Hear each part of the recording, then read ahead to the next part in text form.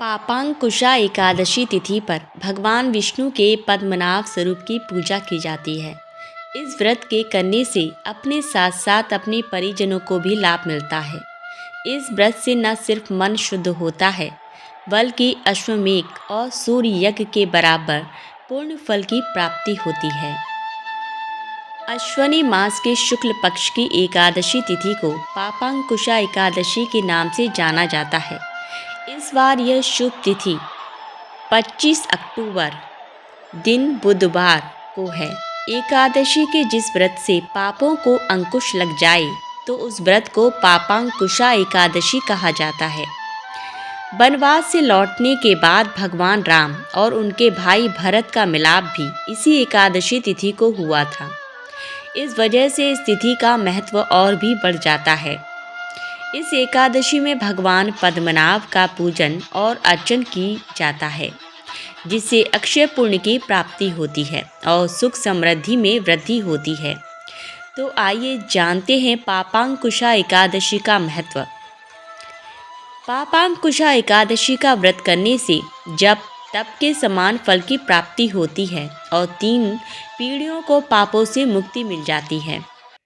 मान्यता है कि इस एकादशी का व्रत करने से चंद्रमा के अशुभ प्रभाव से भी मुक्ति मिलती है और सौभाग्य की प्राप्ति होती है।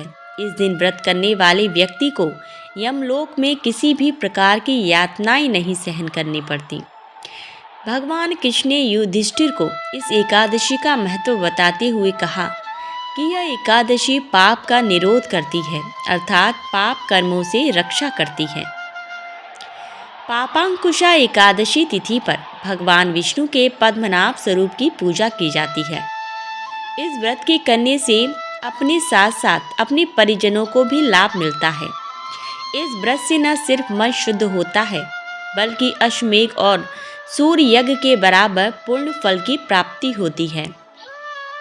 पाप रूपी हाथ को व्रत के पूर्ण रूप अंकुश से बांधने के कारण इस व्रत का नाम पापांकुशा एकादशी पड़ा। इस व्रत में मौन रहकर भगवान का स्मरण तथा कीर्तन भजन करना चाहिए। अगर किसी व्यक्ति से अनजाने में भी पाप हो जाए तो यह व्रत अवश्य करना चाहिए।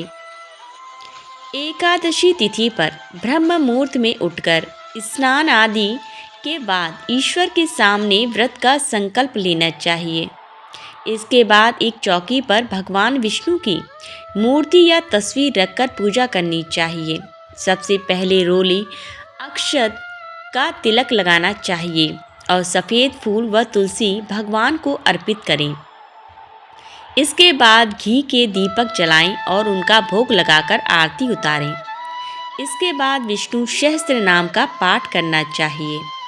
इस दिन एक समय फलाहार किया जाता है। एकादशी पर दान पुण्य जरूर करना चाहिए। शाम के समय भी भगवान की आरती उतारें और ध्यान व कीर्तन करें। व्रत के अगले दिन यानी द्वादशी तिथि को ब्राह्मणों को भोजन और अन्न का दान करने के बाद व्रत का पारण करना चाहिए। प्राचीन काल में विंध्य पर्वत पर क्रोधन नामक एक क्रूर बहेलिया रहता था। क्रोधन ने अपनी पूरी जिंदगी गलत कार्य जैसे हिंसा, मद्यपान आदि में व्यतीत कर दी थी। जब उसके जीवन का अंतिम समय आया तब यमराज ने दूतों को क्रोधन को ले जाने को भेजा। यमदूतों ने क्रोधन को इस बात की जानकारी दे दी कि कल उसके जीवन का अंतिम दिन होगा। मृत्यु के भय से डरकर क्रोधन महर्षि अंगिरा की शरण में जा पहुंचा। महर्षि ने क्रोधन की दशा को देखकर उस पर दया की और उसे पापांकुशा एकादशी का व्रत करने को कहा। इस व्रत के करने से क्रोधन के सभी पाप नष्ट हो गए और भगवान की कृपा से मोक्ष की प्राप्ति हुई।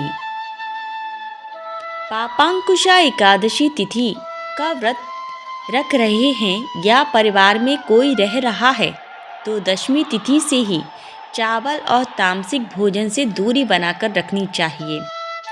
दशमी पर 7 तरह के अनाज, इनमें गेहूं, उड़द, मूंग, चना, जौ, चावल और मसूर की दाल नहीं खानी चाहिए। क्योंकि इन सातों अनाजों की पूजा एकादशी के दिन की जाती है। पापांकुशा एकादशी पर ईश्वर का भजन और स्मरण रखने का विधान है। व्रत करने वाले को क्रोध, अहंकार, झूठ, फरेब आदि चीज़ों से दूर रहना चाहिए। साथ ही इस दिन सोना, तिल, गाय, अन्न, जल आदि चीज़ों का दान करना बहुत शुभ माना गया है। अति प्राचीन काल की बात है। द्रविड़ देश में एक पांड्य वंशी राजा राज्य करते थे। उनका नाम इंद्रद्युम्न था। वे भगवान की आराधना में ही अपना अधिक समय व्यतीत करते थे। यद्यपि उनके राज्य में सर्वत्र सुख शांति थी, प्रजा प्रत्येक रीति से संतुष्ट थी, तथापि राजा इंद्रद्युम्न अपना समय राज्य कार्य में कम ही दे पाते थे। वे कहते थे कि भगवान विष्णु ही मेरे राज्य की व्यवस्था करते हैं, अतः वे अपने इष्ट परम प्रभु की उपासना में ही दत्तचित्त रहते थे। राजा इंद्रद्युम्न के मन में आराधना की लालसा उत्तरोत्तर बढ़ती ही गई। इस कारण वे राज्य को त्याग कर मलय पर्वत पर रहने लगे। उनका वेश तपस्वियों जैसा था। सिर के बाल बढ़कर जटा के रूप में हो गए थे। वे निरंतर परब्रह्म परमात्मा की आराधना में तल्लीन रहते। उनके मन और प्राण भी श्री हरि के चरण कमलों में मधुकर बने रहते। इसके अतिरिक्त उन्हें जगत की कोई वस्तु नहीं सुहाती। उन्हें राज्य, कोष, प्रजा तथा पत्नी आदि किसी प्राणी या पदार्थ की स्मृति ही नहीं होती थी।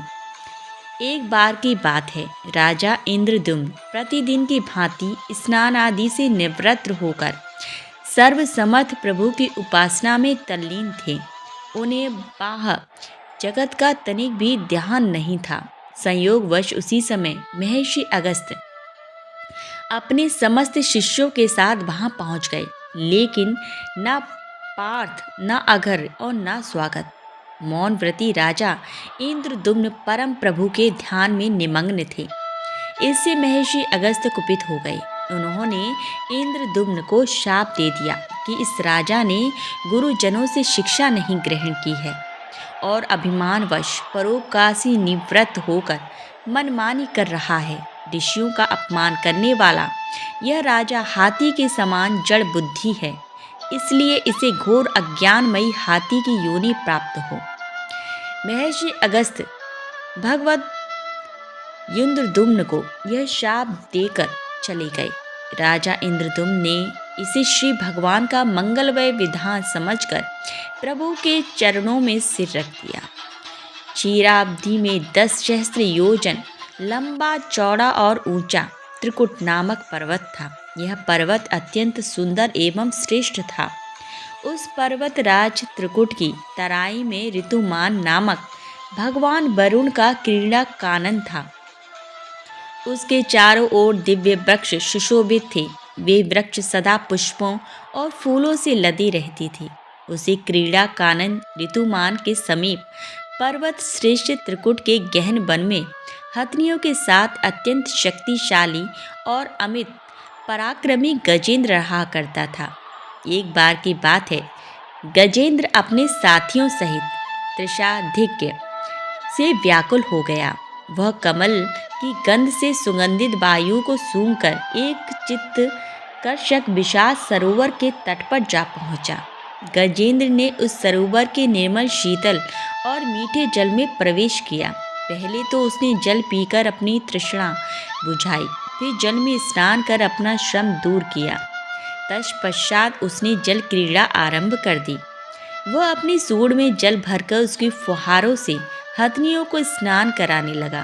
तभी अचानक गजेंद्र ने सूंड उठाकर चीत्कार की। पता नहीं किधर से एक मगन ने आकर उसका पैर पकड़ लिया था। गजेंद्र ने अपना पैर छुड़ाने के लिए पूरी शक्ति लगाई, परंतु उसका वश नहीं चला। पैर नहीं छूटा। अपने स्वामी गजेंद्र को ग्रहग्रस्त देखकर हथनियाँ, कलव और अन्य गज अत्यंत व्याकुल हो गए। वे सूंड उठाकर सिंघाड़ने और गजेंद्र को बचाने के लिए सरोवर के भीतर बाहर दौड़ने लगे। उन्होंने पूरी चेष्टा की, लेकिन सफल नहीं हुए।